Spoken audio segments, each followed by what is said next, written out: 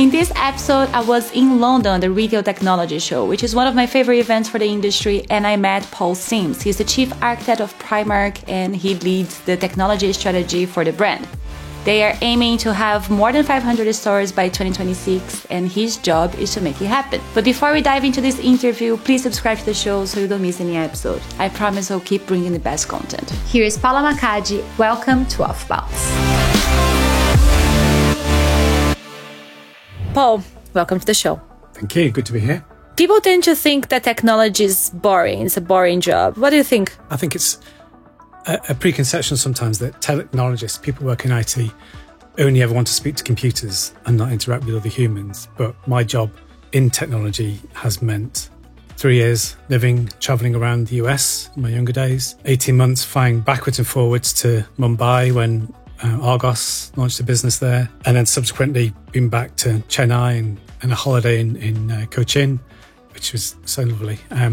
It's meant traveling around Europe, doing training courses and access to all these different places. And it's meant conferences in Miami and San Diego and Toronto. So it's completely and utterly boring. Absolutely, yeah. And you learn a new language. Yeah, I mean, that's a good point. So because we were living in Shanghai, we lived there for a year and spent a lot of time learning the language. The interesting thing about learning the language after a while is because people don't expect Westerners to be able to speak Mandarin. And there's a point in time when you can start to pick up little bits of conversations, which really freaks people out in the office at first. Because they're like, what, you understood? Yeah, be careful. It's great. It's so good. How long have you been working in technology? Probably 30 years now, because yes, I am that old. But not always in retail. My first job wasn't. And then my second job was, I saw a job advert that said Uniface, which was the programming language I was using at the time. Uniface programmers wanted for overseas. And I went, okay, I'll apply for that. Went for the interview, and I thought it was somewhere in Europe. And the guy said to me, so why do you want to work in America? Made something on the spot, and then got the job and spent 3 years traveling around the US, not doing retail. But then when I came back to the UK, I ended up working in a contract job in Argos, and then joined them, and then it's pretty much been retail ever since. And what is different in dealing with technology in retail than dealing with any other industry that you've worked? It's a lot of times the pace of change, because things change all the time. Which makes technology not to be boring too. Well, it really does, because you've also got to be able to predict the future as much as you can do. So part of my job, I suppose, is to try and work out what's coming next. So there might be that nobody's asked me for something, but I can sense that it's coming. So I have to try and find out what's out there, what can we introduce that would make that happen in the future. And because people don't want to wait, they want it now.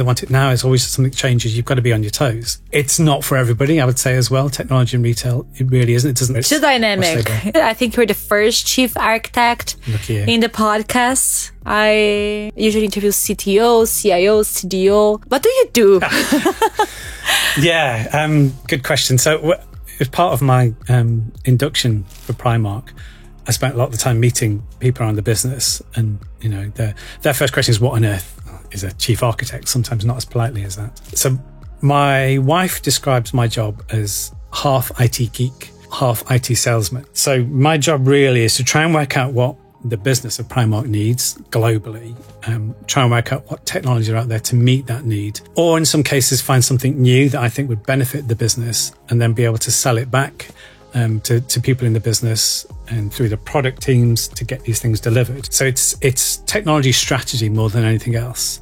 But it's also a little bit about keeping the lights on as well, making sure we're getting the most out of the systems we've got, but also thinking next, what's 5 years away that we think will benefit us. It's keeping an eye on what everybody else is doing as well. Not that they're always right, but there are some interesting things that other people are trying. You think, well, that could work for us, and sometimes they don't. You've got to try these things out. Yeah, but Primark has for me, I don't know any other company like Primark, right? So when I think it's like super affordable clothing, beautiful clothing, designed and etc., super affordable. There's no online delivery at home online, but there's I was at the bar yesterday. I was doing my research, and I was like, oh, so what do you think about Primark? Oh, this is a €3 shirt from Primark, and I love them, but they don't deliver at home. So it's a very specific niche that I think Primark is. And I saw online that you're expecting to open more stores in more regions until 2026, which is like 500 or so stores that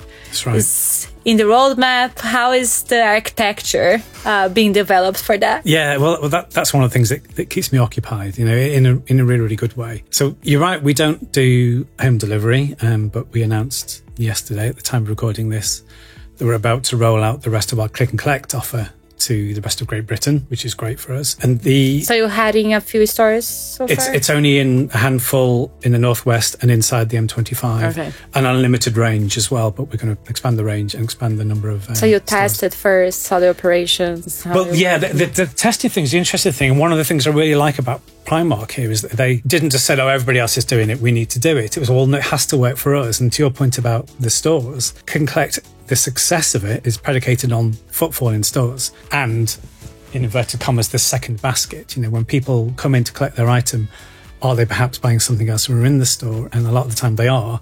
So we've been able to prove that it's not affecting footfall in stores, it's not affecting store sales, it's adding to it. And our customers really like it because they can pretty much guarantee the product's going to be there when they go into store to pick it up. It is all about that footfall though. What's also interesting to your other point about the global expansion, I mean, we're in 17 countries, I think, now, looking to expand further, potentially new territories in the future, who knows? But my question is our architecture that we've got for the existing markets going to be what we need in new markets? It might not be. So if it's not, what do we do? Do we have a global tech stack, a one size fits all? Or do we have in-country specific solutions to suit the needs of that individual country? And that's a great challenge to have. And so I'm trying to get closer to understanding what the business wants to do to work out, therefore, what do we need to do? There's lots I can't talk about quite clearly at the moment. Of course. But there's plenty going on in that space to look at where's next for us. Yeah, but I assume that at Primark and other businesses you have worked, especially roles like yours that you have to think about the future, you also have to deal with legacy technologies that were there before, right? And then I think you have to evolve from the past and you have to look into the future. How do you manage both ways? Yeah, that is an interesting challenge for us. I mean, most retailers I work for have had that. It's like a dichotomy almost of different systems running at different speeds and different flexibilities. And Primark's no different. So our digital stack, our website, is based around Mac technologies, microservices, API, cloud and headless. And I think we were one of the first to kind of go pretty much full in with that tech stack. But of course, some of our more legacy technologies aren't aware of what an API is, for example. To be too disparaging to some of those systems, they do what they do incredibly well and they will remain a core part of the business. And what we can't do is, technology terms, tight coupling, link the systems together. So what we can do is to try and abstract some of those legacy systems, let them do what they're really, really good at, allow us to get at the data in a more real-time way. So you take the data and use the new systems? Yeah, okay. In some cases. I mean, one of the challenges that some of the legacy systems are so good at managing the data themselves, they don't really like to share it too much, not in all cases. And one of the challenges that goes along with that is we are becoming more and more a 24/7 international retailer. And so the old-fashioned, if I can call it that, the legacy way of doing overnight batch jobs, which was brilliant back in the day, is problematic because what's overnight anymore when we're in multiple time zones? We need real-time access to data and information. Not all the legacy systems can provide it. So we try and wrap around them to get at that data as and when required and to surface it where it's required. It is one of the biggest challenges that we have. I think maybe every technologist in retail has this challenge. You might well be right, yeah. You have to kind of leverage that investment that's already been made and say, what can we do to kind of use the core attributes of that system to benefit what we're trying to do that might be new, might be different. There's a bit of a cliche about, the systems that got us where we are today won't get us to tomorrow. And that's what we've got to look at. Absolutely. And where do you want to get tomorrow? Yeah. If you can say. Because we don't have all the money and all the time in the world. Clearly we can't start from scratch tomorrow. Part of the challenge of the job is trying to mix the traditional... I worked at Travis Perkins for a while, and they used to have a wonderful phrase for some of the existing systems. They used to call them the heritage systems, which I quite like as a euphemism. Heritage systems and the new systems. How do they operate together? How do they interoperate? And that's a good challenge to have. It is. And what is good tech and evil tech? Yeah, good question.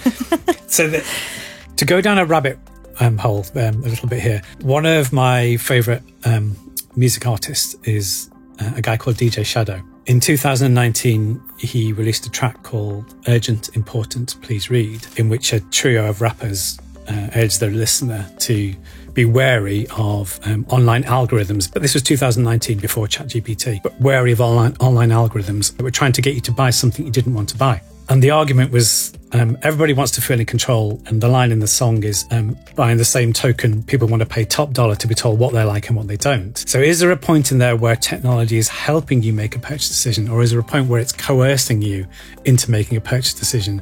And where's that line between the two of them? And when it comes to AI and being able to understand more about customer behavior and customer transactions, it becomes even more important. And I have this firm view that there's two things. One is we should always be data informed rather than data driven. The data has to be interpreted. And the second one is AI, when it's used for good, is augmented with humans. What do you mean? There's a wonderful online article by a lady called Nikki Case. And she talks about how the proven way to beat a grandmaster at chess is not by having the best computer system in the world. Sometimes it will win, sometimes it won't. Or another grandmaster. The proven way, and this is in this online article, to beat a grandmaster at chess is to have a reasonably competent human with a reasonably competent computer system. The system makes recommendations, the human can look at it and tweak it. And in the course of this experiment, more often than not, they beat the grandmaster at chess by this augmentation of human and system. And to me, that's the really important thing here. When it comes to bringing it back to retail, forecasting, merchandising, arranging, we have experts in the business who know our customers inside and out, trying to predict the future based on the past data, lots of machine processing. That data then can be exposed to those experts to give them more information in which to make the decisions. That's the good. The evil would be saying we're just going to plug that system in and it's going to decide for us. We wouldn't want to do that. Yeah, I was talking to a retailer these days, and he was saying, like, we always thought that people buy charcoal and meat, so they're doing a barbecue, and we put a beer nearby, right? And then they, like, analyzing the data, they realize that who buys charcoal and meat also buy capsule coffees. Like, and from the data that they learned, they now offer that too, but that's because the client wants that by what the data is saying. So they're making it easier for the client to buy coffee, meat, charcoal, and beer. See, but that requires a little bit of human interaction. There's a famous example somewhere about what goes well together. And there was a US retailer, I think, that they discovered that a lot of the time, nappies were being bought at the same time, or diapers, at the same time as beer, late at night. And and when they did the analysis, they discovered that sometimes at 3 a.m, 24/7 retailer, and one of the parents would be sent out to buy some emergency diapers. Oh, I need a beer while I'm here. There's no correlation between the two of them. You can't start advertising, nappies alongside beer or the other way around. So sometimes the correlation works, sometimes it doesn't. Yeah, true. You have to understand the business to learn what makes sense or not, what doesn't, right? Yeah. Like, you can just trust blindly what the data says to you. It has to make sense. Yeah, no, absolutely. That's where the human comes in, is to make sense of what the system. This is the difference between data informed and data driven, is I understand that data and what it's telling me rather than just plugging it in and hoping for the best. There's another example. I won't mention names, but there was a retailer that introduced a very clever replenishment system, store replenishment system, that knew all about their stores, the size of the stores, the demographics, the quality of the products, and it decided how many products would be replenished in the store, not ranging, but replenished. And that business had all of a sudden lots of store managers ringing up saying, "Why have you sent me so many lawnmowers?" And I said, "What do you mean?" "Well, I work in a central London store and my store is full of lawnmowers." So what the system didn't know was that there's no gardens. If people live in big apartment complexes, very few gardens. So ranging them's fine, but you only need one or two because they just plugged it in, inundated with lawnmowers. So you need that human element. So you think, are you a true believer that AI can get that far without the human? I don't think it can. I wrote an article on LinkedIn about something about this, but the intelligence isn't quite there. There's things that the quirks of the humans. One of the examples I used was I had a car that supposedly had intelligent braking when you're in a traffic jam, which is brilliant. So you can sit in a traffic jam on the motorway with your foot on the accelerator. When the car in front moves off, your car moves off. And when it slows down, you slow down. Sounds great. But I was thinking, when you do that, That's not what you're doing. You're looking 10 cars ahead and seeing brake lights 10 cars ahead and anticipating it and gently braking. And the reality in this scenario was jerky braking, accelerating jerky braking, and it was awful. That's not what we do. So you can't always get a computer to replicate human behavior without really understanding what we can do. And could you get that system to read brake lights 10 cars down the road? Probably not, but who knows in the future. So we're not quite there. Let me ask you a question, Paola. Sure. When you're eating a meal, how do you decide what mouthful to eat next? How do you decide? I don't think you do. I don't. Well, that's my point. So how can you teach a robot or an AI engine to do that when you don't know yourself? That's true. There's this difference between the conscious thinking and the subconscious part of the brain, which makes us human. And an AI engine, to some extent, is only the subconscious bit, but you need the human consciousness to take action. So I don't think yet I'm worried about AI taking over when it can't even eat a meal just yet. Anyway, or Jay Rayner in The Guardian wrote an article about this saying, was he worried about AI replacing him to review his restaurants? And he said, well, no, it doesn't know what food tastes like. Exactly the point. How could he teach you what food tastes like? Yeah, but they can know, for example, the right temperature to cook a perfect potato and, I know. And put it in a plate for you. So it might change the job of someone that only knew how to cook potatoes. Yeah, and we're back to good versus evil. Almost at NRF this year, there was lots of robots on display, and one of them was a fast food robot that could take chips or fries out of a fryer, shake it a bit and empty it somewhere else and go back to get some more. And I was talking to a colleague in the office about it, and he said, is that how far we've come? Is that the best we can do in terms of using technology? Just to get a robot to lift fries out and shake it? Is that all we can do? He had a point. Well, that's what it represents. It doesn't have to be exactly that. No, I know, but it's, yeah. In terms of AI, how is that changing your business? I think we have to remember that AI is a tool, it's not a solution. So we can't just plug ChatGPT in and say, give us magic. You have to work out what the problem is you're trying to solve, and then you can use AI to do it. For us as a business, we are trying to work out what do we do next. Retailers are doing the same. We already know that it can summarize huge bits of information. If you've missed a meeting, it can summarize that for you to the snippets. And if you want more information, get it. It's brilliant. But even for the podcast, for example, if I wanted to transcribe like this interview, you take me, I don't know, several days. Yeah. And I have it in 15 seconds because there's an AI that is there. But like, what is the AI is going to do with this information? Well, yeah. Yeah, exactly. Yeah. And you can do the instant translation these days as well. So if we're talking to a buyer in another country and there's a language barrier, we can use technology to instantly translate that in real time. I was having this conversation yesterday with someone from KPMG. I don't know, she needed to translate something from English to French. And someone from her team was like, well, to give exactly the same emphasis that you want to give, I'll have to rephrase, like not just translate, but change everything so it actually gives the same sentiment. Yes. So I think we're not quite there yet with that. Yeah, no, I think you're right. I mean, that's another good point about use of technology. I mean, certainly the English language, it doesn't have the tones. So Chinese Mandarin has tones. It might tell you how to pronounce a certain word. English doesn't have that. You have to know. But in Chinese, the word ma at the end of a sentence says it's going to be a question. In English, you have to tone it the right way. So exactly your point. And I don't think we're quite there then, getting that language right and how it sounds for people to make sense of it. And you can tell it's a robot a lot of the time, although ChatGPT is getting quite good. I was seeing the data that 25% of buyers in the last holidays use ChatGPT for recommendations of gifts. So I think there's a potential there for the future shopper. There is, as long as you use the right model.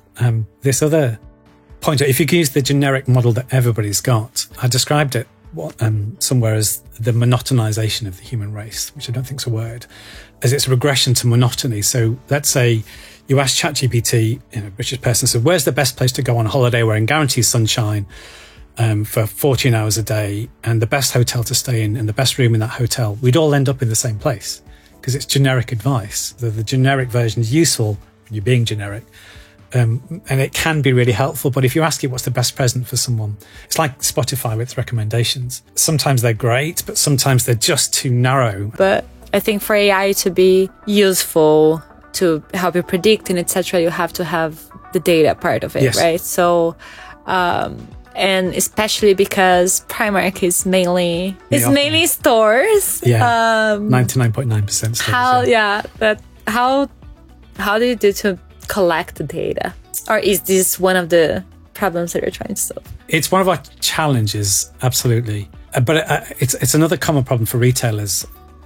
A lot of the time, you can have a loyalty scheme or you can have a digital receipt, but when you go home or you load your phone or your laptop up and you look at your order history with that organisation, it's everything you've bought online. So your purchases in the store just disappear. And why? You're the same customer. And so I've been on this mission for almost 10 years now to ban the word channels, to try and say, stop thinking omni-channel, multi-channel, omni-commerce, unified commerce. No, it's just retail or just customer. It's the same customer wherever they are. So we should be using the same technology to try and join them together. And digital receipts, again, we don't have them yet. Tying that data together is really, really important to build up that full picture of the customer, and it's important for the customer as well. They're trying to get recommendations based on their purchases. We need to give them their purchases, not just what they've bought through Click and Collect. Yeah, in multiple countries, because if I buy something in London or in Portugal, it would be nice that what Paula likes. Well, yes, I'm not sure there are many people like you who have that traveling as much, but yeah, that's a good point. Yeah, interesting. And how many people are in your team? In my architecture team, there's about 30 at the moment. Trying to grow it to 35. There's so much going on. So the architecture team is different than the technology team. It's just a segment in the technology team. So and my team is split doing different jobs. I have some business architects. I have some technical architects looking at infrastructure, integration, networking. I have some kind of product domain architects who might look at HR and finance and be experts in those areas. And some solution architects whose job it is to work out, okay, what is the detail of the solution to satisfy this particular product ask. So it all ties well in really well with the product-centric view of the world that Primark's on at the moment, as in the technology product, not the physical product. One of the things I love about looking after an architecture team is they're never shy about coming forward with an opinion. So you don't ever have to worry about architects to some extent playing the company line or just nodding in agreement, because they don't do that. They will speak out and tell you. And you can't ever, to use a terrible phrase, bludgeon them into submission. They have to buy into the idea, otherwise it's not going to happen. So what is your strategy to make sure that everybody? They're the experts, right? I mean, let's say the integration architects, they're the experts in that area. I know enough about it to have a conversation with them and I keep up to date with it, but they're the real experts. So if I'm trying to introduce a new integration platform and they say, well, that won't work, I'm going to trust them. So they are empowered to make decisions. They are empowered to tell us how it is and what the right way to do things is, and they won't always get their way. Well, neither will I. That's the world of retail. But they're certainly empowered and encouraged to come forward with ideas. It's not me leading as dictator. It's me working with the team and trying to bring them all together. But by and large, they are the experts in their areas. But you think that like this international experience and dealing with different cultures help to become the professional you are in managing your team? I think so, because over the years, I've had people from all over the world in the team, different nationalities in the team now. I think that's what makes life interesting. They're not all the same, but God, it would be dull if we were. I don't want danger here of saying something inappropriate. I don't want a team full of middle-aged white blokes, being one myself. But, I don't want that. I need diversity in the team to make things interesting, to get the different ideas. And being in these different countries working as well shows that the consumers are different. They operate in different ways as well. They have different expectations of the retailer. And that's really important as Primark expands internationally. We can't treat all our customers as the same. So from the technology side of things, what can I do to accommodate the different expectations of those customers? So I think it's shaped me massively, but hopefully for the better. And how, like with so many people in your team, how do you manage, I think, the cost, right? Like, I think I would say for retailers, that's my field, but I think for every company that is going through a transformation and etc., they're like, yeah, great, let's do the transformation. And they see the price and they're like, oh, well, let's reduce the budget and etc. How do you manage staying within the budget, and if you build something in-house or get a tech partner and etc.? Yeah, that's not easy to get right, and it's not an easy answer. Lots of PowerPoints too. Well, yes, lots of PowerPoints to explain why. I guess there's two bits to that. One is we have a strong push at the moment around cost leadership. Most retailers have the concept of, look, seriously think about every pound as if it were your own. Would you invest it in that? And I think that sometimes works really well. So you've got the cost leadership and then you've got the value. So it's not so much the cost, it's what value are we getting out of it. And so there might be for example, a niche consultancy and that can help us out with a particular challenge. And they may be slightly more expensive than a big outsourcer. For argument's sake, but the value we'll get from that niche knowledge is much better in the long run than the cost we'd save by going to the outsourcer. So it's a combination of different things, but this cost leadership is so important in the business. We can't have our costs growing exponentially in line with the growth of the business. It has to be a linear cost base as well. It's very much in mind. And how do you do to select the right tech partners? Because let's say a CRM, there are so many options. What is the key to find the right ones? Well, it's always a joint effort between our business colleagues and the technology colleagues. And it's always done in partnership. And we work closely with our procurement and finance team as well. Clearly looking at, are we getting the best deal? Are they the best partner for Primark? But it has to satisfy our architectural guidelines and guardrails about, cloud first, for example. Does it run on Azure? I use the American pronunciation, Azure, as I would say. We're global. We're good. Would it run in the cloud in Azure? But does it hit all the business requirements? So it's always a joint effort to get there. You're right, there are lots out there. We would also look at their use cases, what other customers they've had. One of our challenges in some cases has been the sheer volume for Primark because the number of transactions is so big and our data stores are so big. Are there vendors out there that can cope with all of that, especially globally as well? So my job is, as much understanding the business as it is understanding the technology. So I've got to do both. And what do you think sets a good, I would say architect, but I would say just technologist in retail? What are the requirements of a good one? So I'll give you 3 really strong tenets of a personality or assets of a personality I would look for when I'm interviewing people. It's not so much their experience and their knowledge of systems I'm looking for. I'm more interested in how they think, which makes, I think, a good technologist. So 3 words. There's the 3 C's of technology as I've just invented it. So curious, they need to have that innate curiosity. Is there a better way of doing this? What happens if I press that button? What happens next? They have to have that. Creativity. Architects in particular are really good at finding problems and seeing problems before other people can do. But they also have to be creative enough to say, well, I can fix it by doing that. So when they come to whoever it is with the problem, they go, yeah, but I can solve it by doing that. So they have to be creative. And the other C is courage. So they have to have that courage, that determination, the tenacity to carry an idea forward, to push it through. If they're convinced that something is the right thing to do and it has value to the business or to the technology team, and they might get a pushback, I don't want to give up. A little bit of tenacity. I think I said this to you earlier. My rule of thumb is 3 no's is a no. If the 3rd time I can't convince anybody, then perhaps my idea is not as good as I thought it was. But they have to have that courage to keep pushing.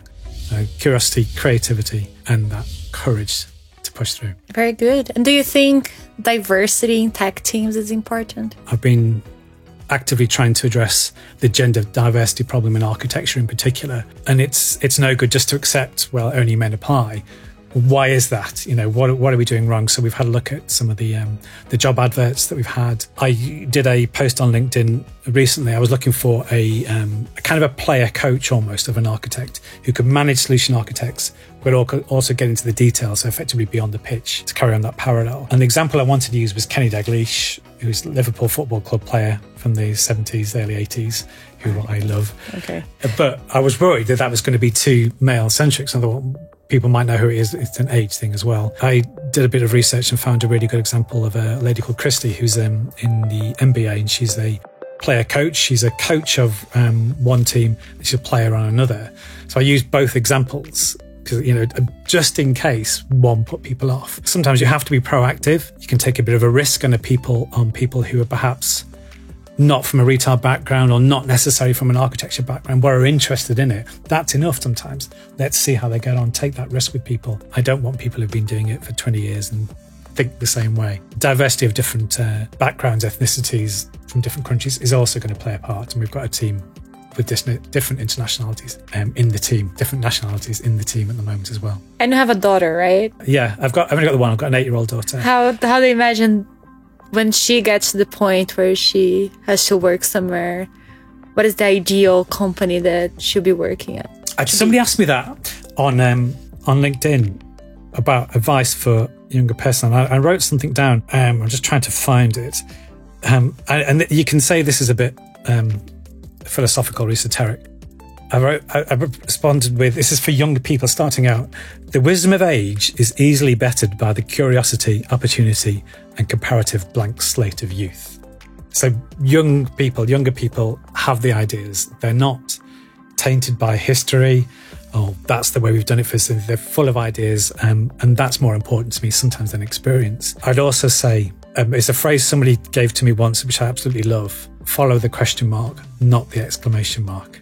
So that's the advice I would give to my daughter as she's starting out. Just see where it takes you. Don't just accept it. That's a beautiful remark for us to finish this interview. Too bad we have to finish it though, but it's already 5:00 in London and we know what that means. It's pub time. Oh yeah, it is. So we gotta go. Thank you so much, Paul. Thank you. It was a pleasure having you here. Thank you for the conversation.